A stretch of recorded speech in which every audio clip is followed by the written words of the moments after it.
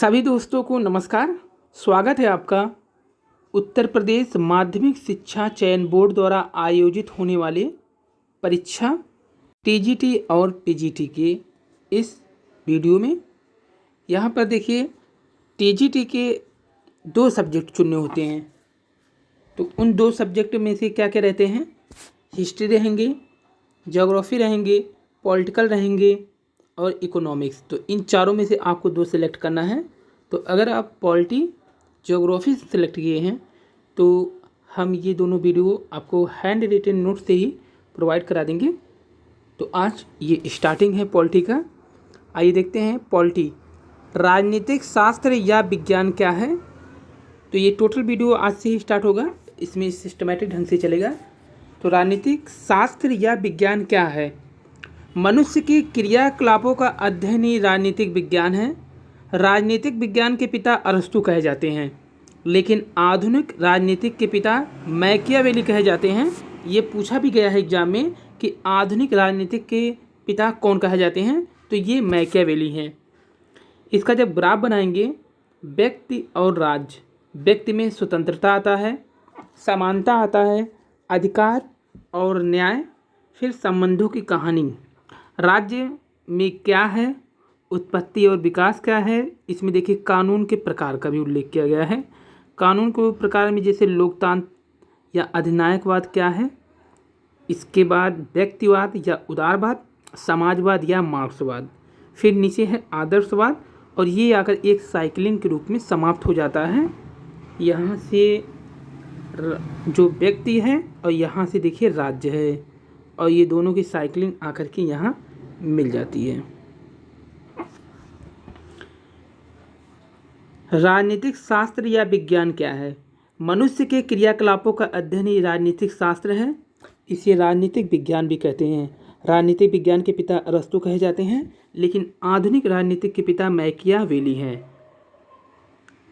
इसके अलावा जो नोट्स हैं वो तो दिया ही जाएगा। जो प्रैक्टिस सेट होते हैं, जो कई संस्थान के द्वारा कराए जाते हैं, उसका आधारित टेस्ट भी कराया जाएगा। ज्योग्राफी टीजीटी, ज्योग्राफी पीजीटी और पॉलिटी टीजीटी पीजीटी। तो अब कथन क्या है? राजनीतिक विज्ञान का संबंध स्टेट, राज्य और उसके साधन सरकार से हैं। ये कथन किसका है? देखिए, ये कथन जो है दिमाग जी का है, यानी दिमाग ने कहा है। राजनीतिक विज्ञान की परिभाषा, राजनीतिक विज्ञान की परिभाषा 2 प्रकार की है। राजनीतिक विज्ञान की परिभाषा में देखिए एक परंपरागत परिभाषा आता है और एक आधुनिक परिभाषा आता है। राजनीतिक का जब परंपरागत परिभाषा देखेंगे तो राजनीतिक राज्य व सरकार का अध्ययन है, जबकि आधुनिक परिभाषा में शक्ति, सत्ता का प्रभाव व व्यवहार का अध्ययन है। ये आधुनिक परिभाषा है। अगर परंपरागत दृष्टिकोण से देखेंगे तो राजनीतिक विज्ञान राज्य का अध्ययन है। राजनीतिक विज्ञान का आरंभ अंत राज्य से होता है, जबकि राजनीतिक विज्ञान सरकार का अध्ययन है। राजनीतिक विज्ञान सरकार से संबंधित विद्या या कला है। तो यहाँ पे जो परंपरागत दृष्टि से 2 परिभाषा दिया गया है, और दोनों के अलग अलग जो कथन है वो अलग अलग विद्वानों से हैं। तो यहाँ पर गार्नर महोदय कह रहे हैं कि राजनीतिक विज्ञान राज्य का अध्ययन है। तो इनका कथन यही है कि राजनीतिक विज्ञान राज्य का अध्ययन है। फिर इन्होंने कहा है कि राजनीतिक का आरंभ और अंत राज्य से होता है। ये गार्नर महोदय कहे हैं। लेकिन वहीं लीकॉक महोदय क्या कह रहे हैं कि राजनीतिक विज्ञान सरकार का अध्ययन है। फिर लीकॉक महोदय कह रहे हैं राजनीतिक विज्ञान सरकार से संबंधित विद्या या कला है। ये इनकी 2 परिभाषा, ये गार्नर महोदय के अनुसार है दोनों परिभाषा, और ये इधर वाला लीकॉक महोदय के अनुसार है। आधुनिक दृष्टिकोण से राज्य का अध्ययन, आधुनिक विचारों का कहना है कि राज्य और सरकार के अध्ययन से राजनीतिक का अध्ययन पूरा नहीं हो पाता है, क्योंकि राजनीतिक प्रक्रिया को दबाव समूह, राजनीतिक दल, लोगों को मतदान, व्यवहार इत्यादि भी प्रभावित करता है। तो जो आधुनिक विचारकों का कथन है, राज्य और सरकार के अध्ययन से राजनीतिक का अध्ययन पूरा नहीं हो पाता है, क्योंकि राजनीतिक प्रक्रिया को दबाव समूह, राजनीतिक दल, लोगों का मतदान, व्यवहार आदि भी प्रभावित करता है। अतः राजनीतिक अध्ययन में इन राजनीतिक विचारकों के तत्वों को शामिल करना जरूरी है। इन तत्वों को शामिल करते हुए कैटलिन महोदय क्या कहते हैं कि राजनीतिक विज्ञान मानवीय क्रियाकलापों और व्यवहार का अध्ययन है। यहाँ कैटलिन महोदय ने कहा है कि राजनीतिक विज्ञान मानवीय क्रियाकलापों और व्यवहार का अध्ययन है। वहीं राजनीतिक की अन्य परिभाषा देख लें। सबसे पहले ईस्टर्न महोदय के अनुसार राजनीतिक विज्ञान राजनीतिक व्यवस्था या मनुष्य के राजनीतिक व्यवहार का अध्ययन है। ईस्टर्न महोदय के अनुसार ये कथन कि राजनीतिक विज्ञान राजनीतिक व्यवस्था या मनुष्य के राजनीतिक व्यवहार का अध्ययन है। फिर दूसरा परिभाषा है राजनीतिक विज्ञान राजनीतिक शक्ति का अध्ययन है। ये परिभाषा कैटलिन महोदय के अनुसार है। वहीं तीसरी परिभाषा राजनीतिक शक्ति के वितरण प्रयोग और प्रभाव का अध्ययन है। ये परिभाषा लासबेल महोदय जी के अनुसार है कि राजनीतिक शक्ति के वितरण प्रयोग और प्रभाव का अध्ययन है। राजनीतिक विज्ञान मानवीय क्रियाकलापों और व्यवहार का अध्ययन है। एक कैटलिन महोदय के ही अनुसार है कि राजनीतिक विज्ञान मानवीय क्रियाकलापों, उन्होंने पहले कहा था कि राजनीतिक विज्ञान राजनीतिक शक्ति का अध्ययन है, फिर उन्होंने कहा राजनीतिक विज्ञान मानवीय क्रियाकलापों और व्यवहार का अध्ययन है। कैटलिन महोदय ने राजनीतिक विज्ञान शक्ति के लिए संघर्ष है।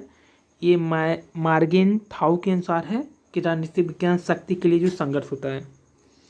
राजनीतिक विज्ञान के विषय वस्तु के अध्ययन क्षेत्र अगर देखें तो राज्य के भूत वर्तमान भविष्य का अध्ययन होता है। सरकार और उनकी संस्थाओं का अध्ययन होता है। जैसे अगर सरकार को ले लेते हैं तो इसमें विधायिका, कार्यपालिका, न्यायपालिका आती है। और राज्य के भूत वर्तमान और भविष्य का अध्ययन होता है। राजनीतिक विचारधाराओं का अध्ययन जैसे व्यक्तिवाद, समाजवाद, राष्ट्रवाद, गांधीवाद, मार्क्सवाद, शासन प्रबंध का भी अध्ययन किया जाता है। सरकार और उनकी संस्थाओं का अध्ययन होता है। इसमें अंतर्राष्ट्रीय संगठन और कानून के अध्ययन होता है। स्थानीय, राष्ट्रीय, अंतर्राष्ट्रीय समस्याओं का अध्ययन पर्यावरण, आतंकवाद, मानववाद के रूप में माँ की कोख से लेकर के मृत्यु की गोद तक राजनीतिक संपूर्ण मानवीय क्रिया का अध्ययन करता है। ये सटीक परिभाषा। वहीं राज्य या स्टेट क्या है? राज्य शब्द का अर्थ देखिए व्यापक है। यहाँ पे ये देश अथवा राष्ट्र से है।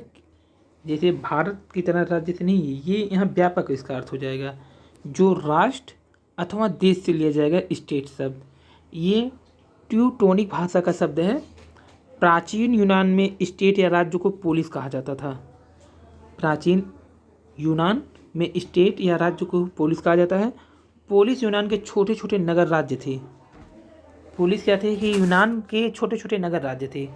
मध्यकाल में राज्य को सिविटास या सिविटास कहा जाता था। आधुनिक काल में राष्ट्र को राज्य कहा जाता है। आधुनिक काल में राष्ट्र को राज्य कहा जाता है। आधुनिक काल में राज्य स्टेट शब्द का प्रयोग सबसे पहले मैकियावेली ने किया है। पहले नगर कहा जाता था, लेकिन अब क्या कहा जाता है इसे? राष्ट्र। तो सबसे पहले राज्य स्टेट शब्द का अगर प्रयोग किया है तो मैकियावेली महोदय ने किया है। मैकियावेली ने अपनी पुस्तक प्रिंस में धर्म को राजनीतिक से अलग किया, इसीलिए मैकियावेली को आधुनिक राजनीतिक पिता माना जाता है। तो किसके कारण पिता माना जाता है मैकियावेली को? आधुनिक काल में जो है इन्होंने, इनकी एक पुस्तक थी प्रिंस, इन्होंने धर्म को क्या किया? राजनीतिक से अलग किया है, और इसी कारण इनको आधुनिक राजनीतिक का पिता कहते हैं। इस प्रकार से आधुनिक राजनीतिक का पिता मैकियावेली है। राष्ट्र का अर्थ है पक्की भावना, जबकि राज्य माने शक्ति होता है। तो राष्ट्र का क्या अर्थ होता है? पक्की भावना, जबकि राज्य माने शक्ति। मैकियावेली की सबसे बड़ी देन है राष्ट्र राज्य शब्द का प्रयोग और धर्म से राज्य को अलग करना। ये इनका सबसे बड़ा देन है मैकियावेली महोदय का। राज्य क्या है? राज्य एक अमूर्त अवधारणा है, अतः इसे इसके तत्वों के माध्यम से ही समझा जा सकता है। राज्य क्या है? अमूर्त अवधारणा है। यहाँ पर राज्य अमूर्त अवधारणा है, इसे इसके तत्वों के माध्यम से ही समझा जा सकता है। राज्य के जो तत्व हैं वो चार होते हैं मुख्यतः। मुख्यतः कितने तत्व होते हैं? चार। जनसंख्या। आज बड़े राष्ट्रों का युग है, इसलिए राज्य की जनसंख्या के निर्धारण का कोई अर्थ नहीं है। प्राचीन यूनानी राज्य में प्रत्यक्ष प्रजातंत्र लागू था, इसलिए विचारकों ने राज्य की जनसंख्या का निर्धारण किया। जैसे प्लेटो महोदय के अनुसार राज्य की जनसंख्या 5040 होनी चाहिए, यही उपयुक्त है। इनके अनुसार कितनी होनी चाहिए? 5040 होना चाहिए। किसके अनुसार? प्लेटो महोदय के अनुसार। अरस्तु के अनुसार राज्य की संख्या उतनी ही होनी चाहिए जितनी राज्य के लिए और राज्य की सुरक्षा के लिए पर्याप्त हो, जितने का राज्य भरण पोषण कर सके। 1,00,000 हो, यह बात नहीं कही है, लेकिन उनका मकसद जो संख्या हो 1,00,000 हो, ये है, लेकिन कहा नहीं है। जबकि प्लेटो ने कह दिया है कि 5040 से अधिक नहीं होनी चाहिए। रूसो के अनुसार अगर देखें तो रूसो के अनुसार ये संख्या कितनी होनी चाहिए? 10,000 होनी चाहिए। रूसो महोदय के अनुसार राज्य जो जनसंख्या हो 10,000 हो। दूसरा देखिए, भूभाग, उसी जनपद को हम राज्य कहते हैं जो एक निश्चित भूभाग पर रहती है। भूभाग के अंतर्गत जल, थल, नल की वह सीमा आती है जिस पर कोई राज्य अपने संप्रभु शक्ति का प्रयोग करता है। अब देखिए सीमाएं जो है 3 प्रकार की होती है। जैसे प्रादेशिक सीमा, प्रादेशिक सीमा में देखिए 12 नाटिकल क्षेत्र है प्रादेशिक सीमा में। फिर संलग्न क्षेत्र है 24 नाटिकल क्षेत्र। फिर अनन्य आर्थिक क्षेत्र देखिए 200 नाटिकल क्षेत्र में आता है। तो सीमाओं में अगर प्रादेशिक सीमा का निर्धारण होगा तो 12 नाटिकल मील, संलग्न क्षेत्र का निर्धारण होगा तो 24 नाटिकल मील, और अनन्य आर्थिक क्षेत्र जो होता है 200 नाटिकल क्षेत्र में आता है। प्रादेशिक सीमा जो 12 नाटिकल क्षेत्र का होता है, उस क्षेत्र में बिना इजाज़त के परिंदा पर नहीं मार सकता है। जो प्रादेशिक सीमा 12 नाटिकल क्षेत्र होता है, उस क्षेत्र में परिंदा बिना इजाज़त लेने पर भी नहीं मार सकता। सीले, दुग्बी, बिलोबी जैसे विचारक भूभाग को राज्य का आवश्यक तत्व नहीं मानते हैं। यहाँ ये भी उल्लेख किया गया है, जो सीले हैं, दुग्बी हैं, बिलोबी हैं, ये जैसे विचारक भूभाग को राज्य का आवश्यक तत्व ही नहीं मानते हैं, यानी इनके लिए भूभाग राज्य का तत्व नहीं है। सरकार राज्य की इच्छा को प्रकट करने वाला मूर्त यंत्र होता है, उसी को बोलते हैं सरकार। जो राज्य की इच्छाओं को मूर्त रूप को क्या करे? प्रकट करे। जैसे मोदी सरकार या मनमोहन सरकार जो था, भारत सरकार की जनता की इच्छा को मूर्त रूप देते हैं। परंपरागत दृष्टिकोण से सरकार 3 प्रकार के होते हैं। जैसे राजतंत्र, अगर राजतंत्र देखें तो राजतंत्र एक व्यक्ति का शासन होता है जो प्राचीन समय में चलता था। कुलतंत्र, सामंतवाद कुछ कुलीन लोगों का शासन था, कुछ कुलीन लोगों का शासन जैसा कि मध्यकालीन रूप में है। प्रजातंत्र, तीसरा सबका शासन या जनता का शासन जो इस समय चल रहा है। तो ये 3 प्रकार है सरकार के, राजतंत्र, कुलतंत्र और प्रजातंत्र। संप्रभुता क्या होता है? राज्य की सर्वोच्च शक्ति को ही संप्रभुता कहा जाता है। इसे हम सर्वोच्च शक्ति, सर्वोच्च आदेश या सर्वोच्च इच्छा कह सकते हैं। संप्रभुता राज्य की आत्मा है या राज्य का सबसे महत्वपूर्ण तत्व है। इसके बिना राज्य नहीं हो सकता। 15 अगस्त 1947 से पहले भारत के पास जनसंख्या, भूभाग और सरकार तीनों थी, लेकिन संप्रभुता नहीं थी। इसलिए भारत को स्वतंत्र राज्य न कहकर ब्रिटेन का गुलाम कहा जाता था, क्योंकि सर्वोच्च आदेश देने की जो शक्ति है वो ब्रिटेन के पास थी उस समय। 15 अगस्त 1947 को जब यह संप्रभु शक्ति भारत को प्राप्त हुआ, तब जाकर भारत एक स्वतंत्र राज्य बना। 26 जनवरी 1950 को जब भारत ने अपना संविधान लागू किया, तब भारत संपूर्ण प्रभु संपन्न गणराज्य बना। संपूर्ण प्रभु संपन्न गणराज्य बना भारत 26 जनवरी 1950 को। एग्जाम में जिसे पूछा जाता है शक्ति विभाजन, अगर शक्ति विभाजन हिंदी में पूछे तो शक्ति विभाजन हिंदी में जब आएगा तो लाख महोदय का रहेगा शक्ति विभाजन। लेकिन जब पावर ऑफ सप्रेशन पूछे तो मॉन्टेस्क्यू महोदय होंगे। उसी का इंग्लिश अगर पूछिए पावर ऑफ सप्रेशन तो मॉन्टेस्क्यू, लेकिन उसी का हिंदी शक्ति विभाजन पूछिए तो लाख महोदय होते हैं।